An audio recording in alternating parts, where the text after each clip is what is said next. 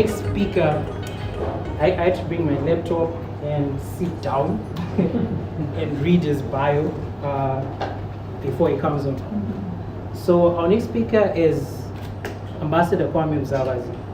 He is the Chief Executive Officer for the Institute of African Knowledge, which is a Pan-African think tank working on various programs with African governments and the African Union Commission. He took his first shot at national recognition in 2009 and became the first ever Zimbabwean to enter the Guinness World Book of Records for the longest lecture in the world, which was 130 hours non-stop.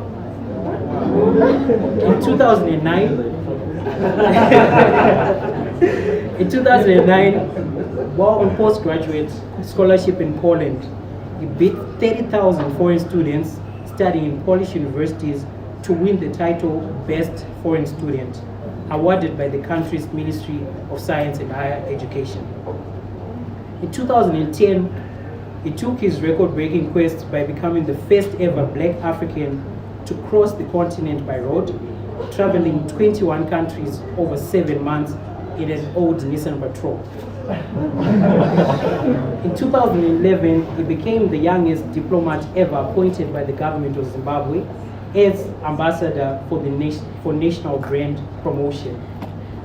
He speaks 4 languages and he has traveled 112 countries. Ooh, okay. Please, Mr. Muzawazi.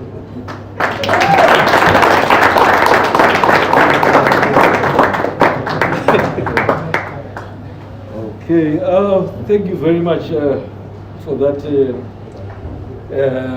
welcoming remark. I feel very flattered. These are things that I used to do when I was young. As my colleagues just said, we're daring. Now I'm a bit old and I have to think about so many things and who's going to pay the bills for those who depend on me. So, yes. First of all, congratulations to the organizers of the event, and also congratulations to the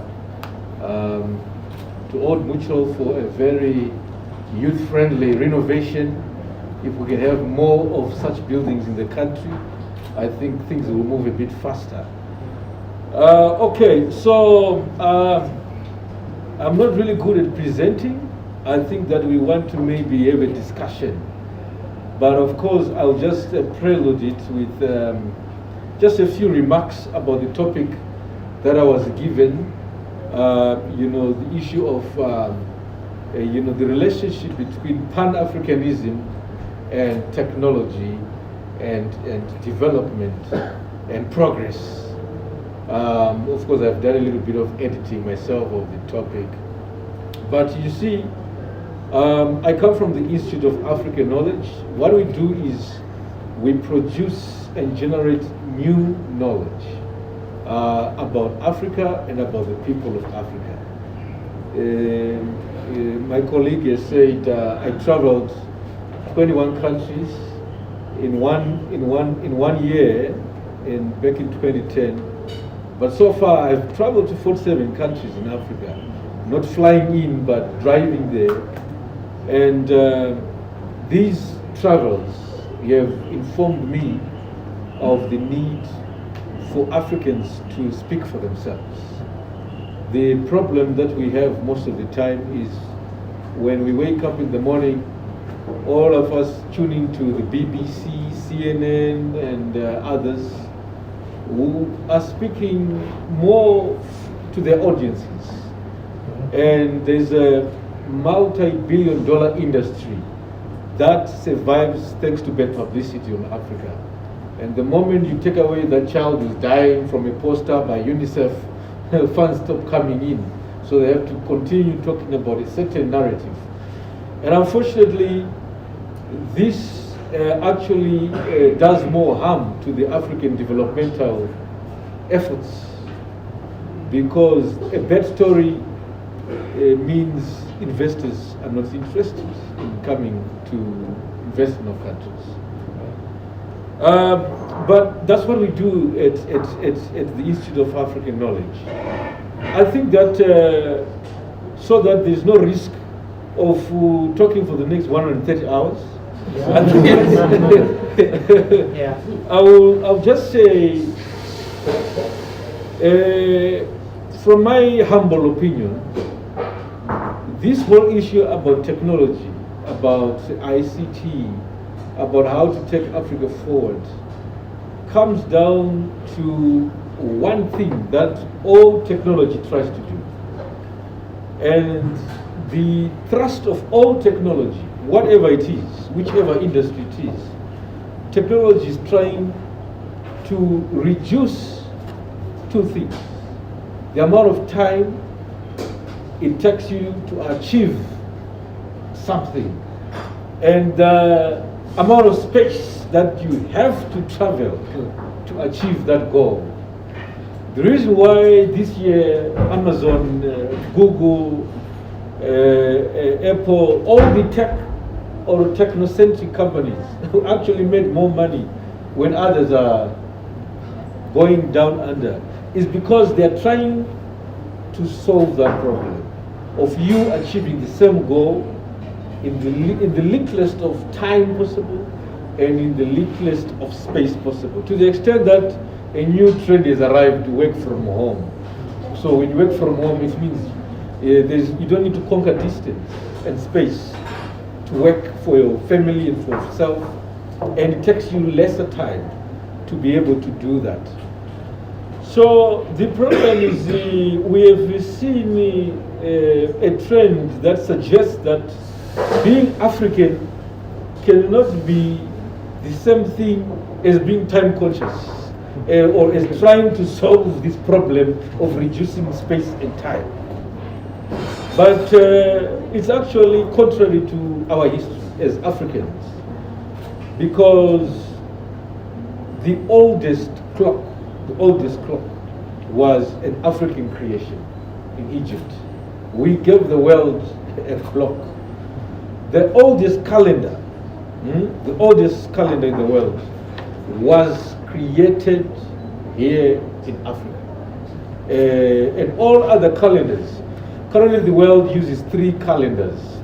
We use what's called the Gregorian calendar. And there are other Chinese people use their own calendar, Ethiopians use their own calendar, but all the calendars we're using today are drawing from the 28-day cycle of days in a month that was created by our forefathers. So those who say Africans don't understand time, we don't know what they mean when we created the calendar and we created the clock that they are now borrowing from. Of course, we now need to regain our relationship with time. I think our relationship with time is first a challenge as Africans, and we need to regain control. I stayed in Europe for 10 years, and consistently they make fun of our relationship with time, but also say things that are truthful. Because what we need to do in order to catch up, but we are the ones who started, but we need to catch up in this trajectory of managing time and technologies that will help us to reduce time to do things and to reduce space because it's more economic. We might need to consider whether time is our master or is our slave. Because I think that we have misunderstood this issue, that time works for us, when actually time is our master. By the way, when someone asks you, how old are you? They're asking, how much time have you spent? Yeah. Everything comes down to the issue of time. So, as I was traveling across Africa, I went into a bus in Brazzaville, Congo. My car had developed a problem, but I needed to visit this village. So I entered the bus, and I'm in another country, but it's an African country. Then I asked the driver, so when are we leaving? He says, when the bus is full. So we leave when the bus is full, which means we are the ones who tell time when to start moving. So time has become our slave. we tell time when to start moving. When today's a Friday, so I'm sure one of you tomorrow is a family meeting or a family function. I guarantee you, and call me if it's going to be other way, and I'll buy you a drink. The meeting tomorrow is going to start when people have arrived. That's when the time will start to move. We have friends from around the world who, however, have made time their master and have understood that. So if we say the bus is going to leave at 3 p.m., whether it's full, whether it's half full, or whatever, the bus will leave at that time. And we are capable of functioning in that system because some of you, makabukwira ndege, and you know the ndege has recharged departing at 3 p.m. Ndo paicha simuka ipapo. Hapana chafuna airport. Mira tunakusika airport. Tite check in tozo kwira ndege. You will be left. So we are able to really function in this system because it's been part of us. So we think that the issue of pursuing technologies and Pan-Africanism, of which Pan-Africanism is pursuing developmental goals, should be married to a cultural reform of our relationship with time, because this is where everything starts and ends. Our desire to conquer distance, it is related to our development. You know, there's a study that was made which showed that what is the cost of a car that you call a mgweje in the highway? When you have a country full of those mgwejes, it's going to slow everyone down. It doesn't matter how fast your car is or how new it is, but you're going to travel at the distance of the slowest car. Because in our country we allow all the roadworthy cars to be together with everyone else. So we will develop at the speed of the slowest member of the community. So it means no matter how fast you are, no matter how learned you are, no matter how prepared you are dependent on the guy with that mugweji. And if it's not going to get out of the road, you two are going to be late. But for him, he's not late because he's driving at the pace of his instrument. But again, we just were in Lupane a few weeks ago. There's a hospital that is being built for 20 years. 20 years building a hospital. You see, no, when you build a hospital for 20 years, there's a problem. There's a problem because we are failing to understand. So what I'm trying to say is that the cumulative results of my observations and experiences is we need to marry the African developmental thrust to the reduction of these two elements, time and space, to achieve our goals, to achieve our aims at the personal, community and national level here in Africa. Because time is not our slave, time is our master. Because the master never stops moving. Whether you are going to like it or not, we actually are dependent on time, not the other way around. And if that is going to be put in our systems at the government level, private sector level, civil society level, and every other level, you see, I think that we are going to go a long way. So anyway, I think that this comes to the end of my opening, so that I keep my promise that it will not be 130 hours. Yeah, I was trying to think how long 130 hours. It's about 5 days, right? Yes. How do you speak for 5 days?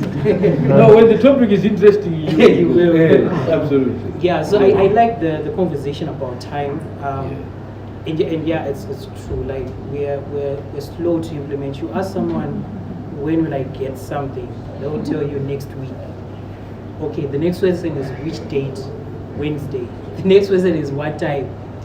Around 12. Like we never give a specific time to things. And I saw one statement yesterday. I'm not sure who coined it, but the statement was, we have to be impatient about moving forward.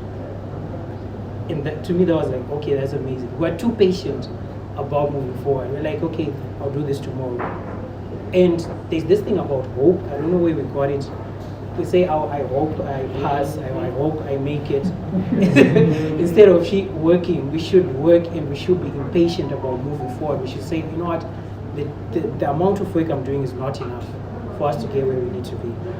So we're going to make this a fireside chat. I guess my first question to Mr. Kwame is, what's your three-liner or your paragraph of what Pan-Africanism means? As I've already mentioned, Pan-Africanism, which was born a little more than 100 years ago, and funny enough, by our brothers and sisters who had left the continent as slaves, and you were more enlightened about issues that were happening globally, is of course the fight for Africans to have a say in global affairs. Yes, because currently we don't have a say in global affairs, but not because of whites. Whites left this continent a long time ago. This is now our problem. I was on ZFM the other day and I said there is a very funny irony that in the last century the African issues were dominated with the black men fighting the white men for progress. That is the thrust of the last century. Black men fighting the white men for independence, for progress. But now, the black man, he has to fight himself. Yeah, he has to fight himself now. His own passivity, his own lackadaisical approach to things. The white people are not involved in these things. You are talking about, we did a research at our workplace to ask people which is the Shona word most spoken by Shona speaking people in this country. The most spoken word in a day, which one is it?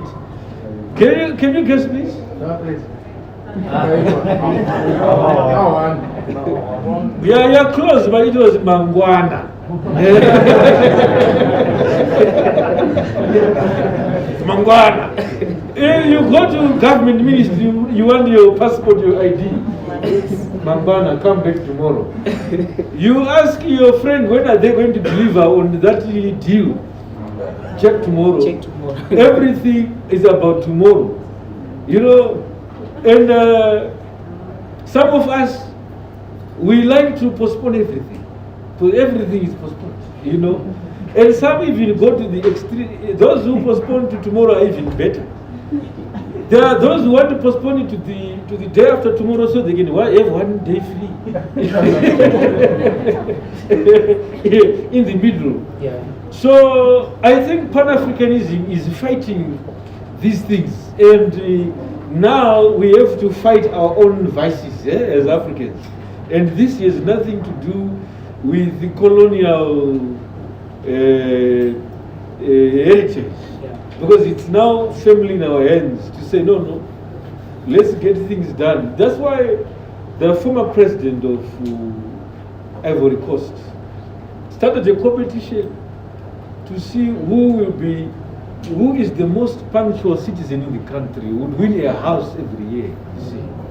and they were running a corner in the newspaper.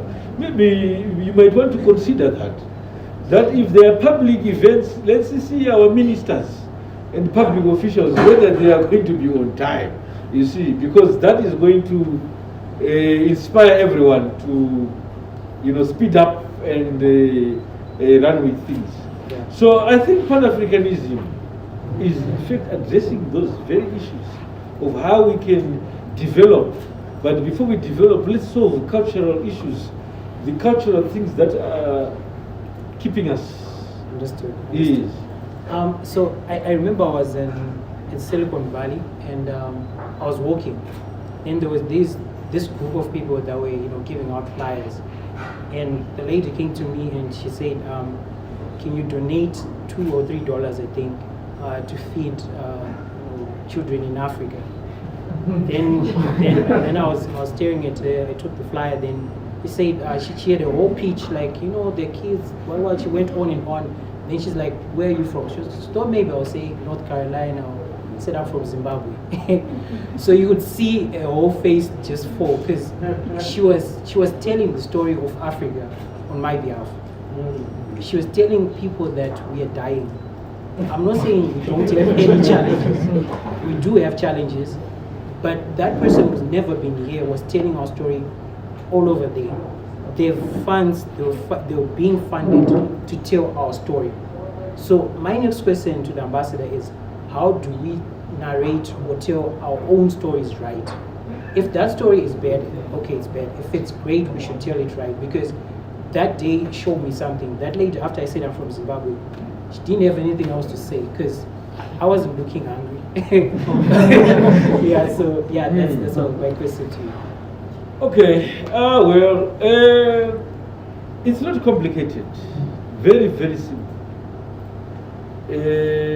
Let's start with what we can do ourselves. The reason why I never wear a tie, you see, the tie that came with the Europeans, is I see that it also affects our ability to think in yes.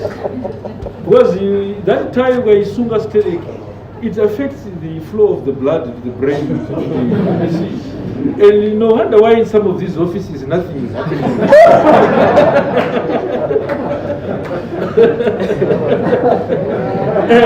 You see. We can be ourselves. First of all, just be yourself. And telling your story starts by even the way you dress. What are you wearing? What are you eating? You see. And we have to do it unapologetically. You see, the whites may wear those suits and the ties, by the way, they don't really do that much of thinking. It's not that we follow them because white people think better than us. In fact, they depend on us for a lot of things. If you see the relationship trade-wise and economy-wise between Europe and America, we are the sponsors of Europe. Europe could never survive with us, you see now. So I think let's start from there. You see, of course, I do not want it to look like a proposal or an improper comment, but for example, the hairstyle that my sister there has is very African. And in South Africa, she's not allowed to enter some schools that are run by whites. But it's a very good example. I'm not also criticizing those who want to take foreign cultures in terms of eating, in terms of, I was about to say drinking, but I think drinking is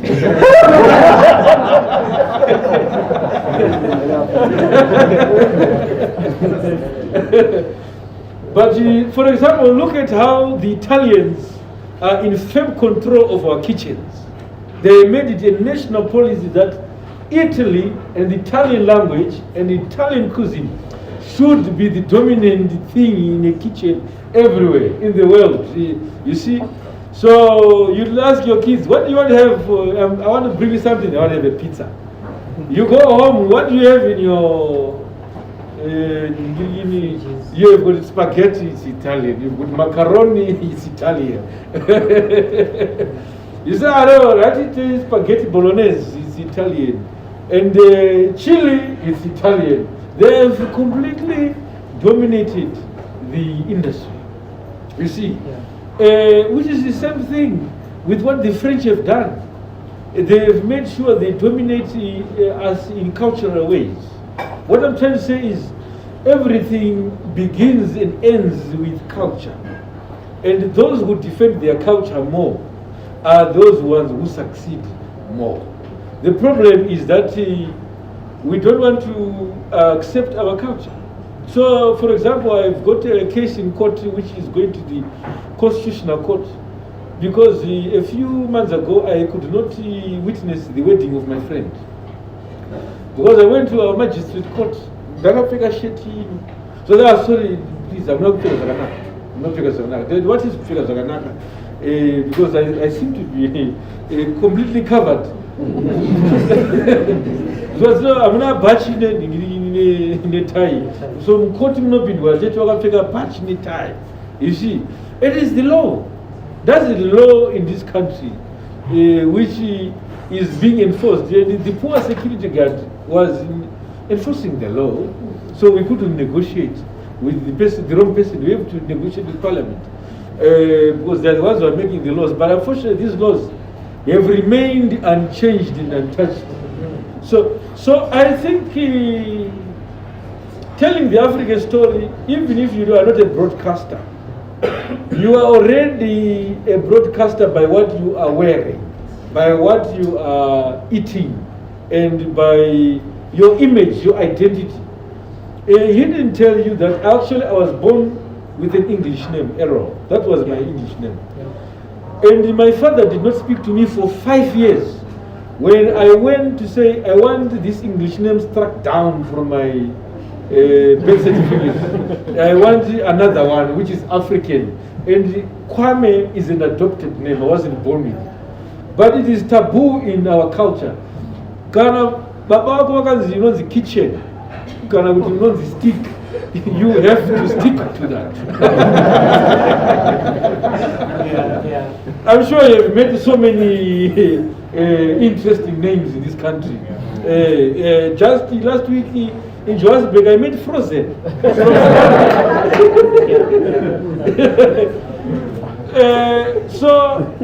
I am a radical African revolutionary. So I said, being a revolutionary means going to the Registrar General and striking down that name and taking my African name. Now I can walk proudly. Because, you know, I went to an event in Germany for international students.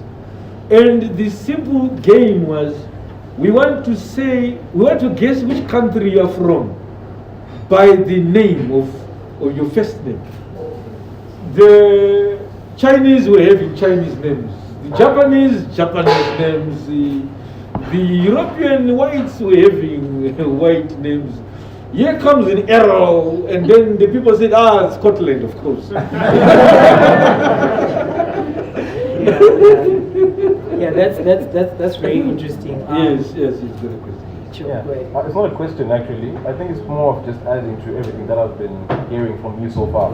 And I was feeling that you mentioned the issue of the African having problems with time, but I feel like it's more for having problems with consistency.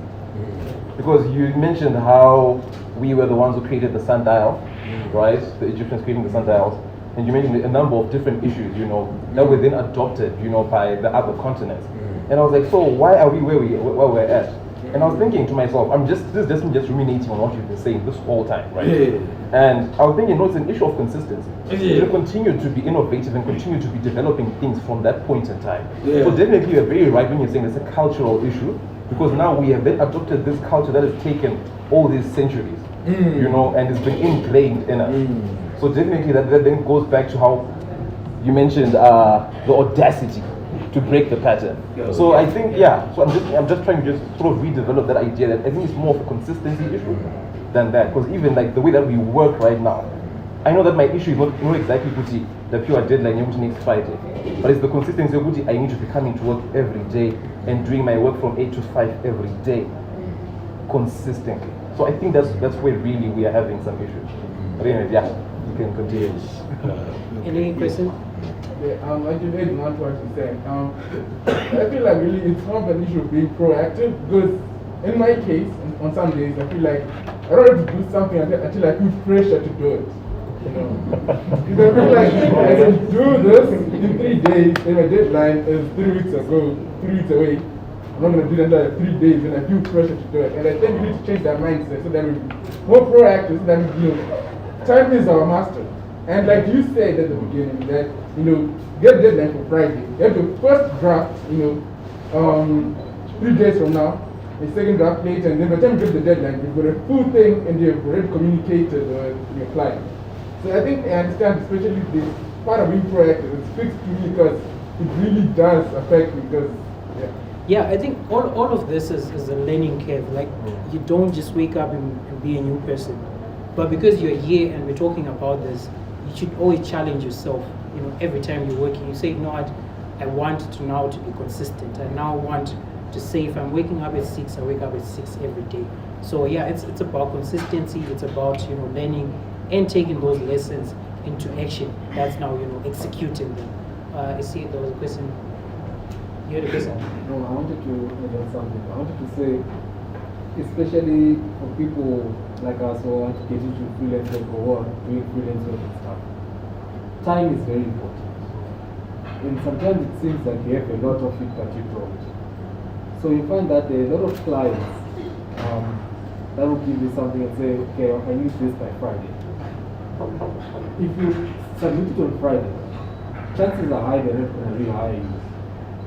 Because what you've proven is that you wait for a certain date to deliver things that could have been done on the same day. Yeah. So you find that a lot of times the clients that appreciate you more are clients who say, I want this on Friday, you deliver it on Wednesday, or you deliver it on Tuesday. What you've done then is you've said, I have the work ethic to do things as soon as I get them, and I can get it done in time.